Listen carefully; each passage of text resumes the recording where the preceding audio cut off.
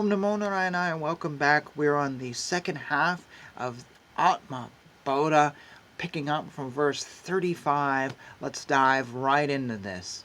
Like the space, I fill all things within and without. Changeless and the same in all. At all times, I am pure, unattached, stainless, and motionless. I am verily that Supreme Brahman alone which is eternal, pure, and free, one, indivisible, and non-dual, and of the nature of changeless knowledge, infinite. The impression I am Brahma, thus created by constant practice, destroys ignorance and the agitation caused by it, just as medicine or rasayana destroys disease. Sitting in a solitary place, freeing the mind from desires and controlling the senses, meditate with unswerving attention on the Atman, which is one without a second. The wise one should intellectually merge the entire world of objects in the Atman alone, and constantly think of the self ever as contaminated by anything as the sky. He who has realized the Supreme discards all his identification with the objects of names and forms. Thereafter he dwells as an embodiment of the infinite consciousness and bliss. He becomes the self. There are no distinctions such as knower, the knowledge, and the object of knowledge in the Supreme Self, on account of its being of the nature of endless bliss. It does not admit of such distinctions within itself. It alone shines by itself. When the lower and the higher aspects of the self are well churned together, the fire of knowledge is born from it, which in its mighty conflagration shall burn down all the fuel of ignorance in us. The Lord of the early dawn himself has already looted away the thick darkness when soon the sun rises.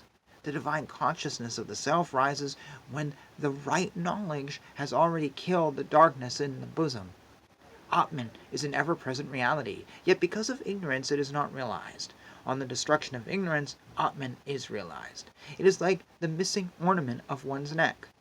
Brahman appears to be Jiva because of ignorance, just as a post appears to be a ghost. The egocentric individuality is destroyed when the real nature of the Jiva is realized as the self. The ignorance characterized by the notions I and mine is destroyed by the knowledge produced by the realization of the true nature of the self, just as right information removes the wrong notion about the directions. The yogi of perfect realization and enlightenment sees through his eyes of wisdom the entire universe in his own self and regards everything else as his own self and nothing else. Nothing whatever exists other than the Atman. The tangible universe is verily Atman. As pots and jars are verily made of clay and cannot be said to be anything but clay, so too, to the enlightened soul, and that is perceived is the self. A liberated one, endowed with self-knowledge, gives up the traits of his previously explained equipment, and because of his nature of Satchitananda, he verily becomes Brahma, like the worm that grows to be a wasp. After crossing the ocean of delusion and killing the monster of likes and dislikes, the yogi who is united with peace dwells in the glory of his own realized self as the Atmaram. The self-abiding Jivanmukta, relinquishing all his attachments to the illusory external happiness and satisfied with the bliss derived from the Atman, shines inwardly like a lamp placed inside a jar. Though he lives in the conditionings, he, the contemplative one, remains ever unconcerned with anything, or he may move about like the wind, perfectly unattached.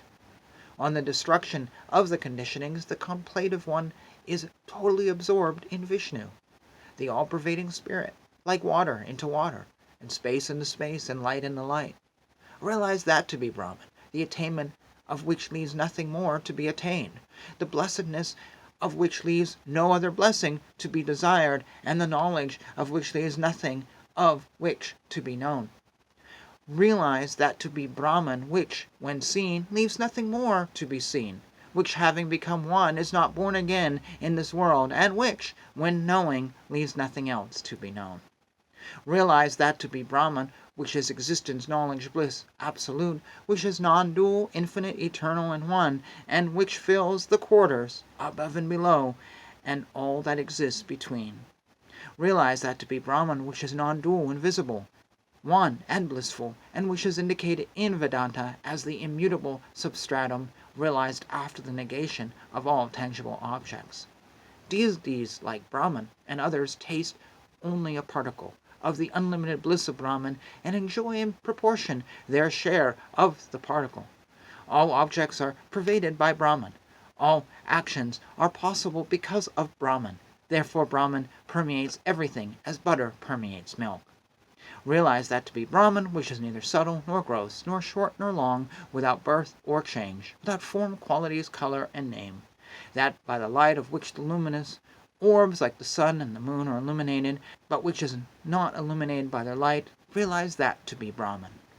Pervading the entire universe outwardly and inwardly, the Supreme Brahman shines of itself like the fire that permeates a red-hot iron ball and glows by itself. Brahman is other than this universe. There exists nothing that is not Brahman. If any object other than Brahman appears to exist, it is unreal, like the mirage. All that is perceived or heard is Brahma and nothing else. Attaining the knowledge of the reality, one sees the universe as the non-dual Brahman, existence, knowledge, bliss, absolute. Though Atman is pure consciousness and ever-present everywhere, yet it is perceived by the eye of wisdom alone. But one whose vision is obscured by ignorance, he does not see it, as the blind do not see the resplendent sun. The Jiva, free from impurities, being heated in the fire of knowledge, kindled by hearing, and so on, shines of itself like gold. The Atman, the sun of knowledge, that rises in the sky of the heart, destroys the darkness of ignorance, pervades and sustains all, and shines and makes everything to shine.